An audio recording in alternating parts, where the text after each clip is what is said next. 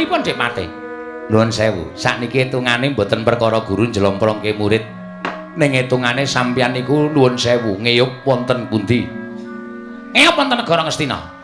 Ingkang paring panggesangan sampeyan anak Prabu Duryudana. Sampeyan iso mukti ngawi bawa Nyakrawati teng Sukalima peparingipun anak Prabu Duryudana.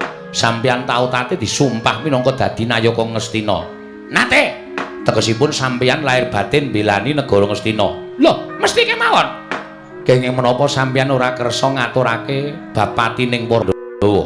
Tegese sampeyan ora netepi marang sumpah prasetyaning nayaka Ngastina. Mangke riyen.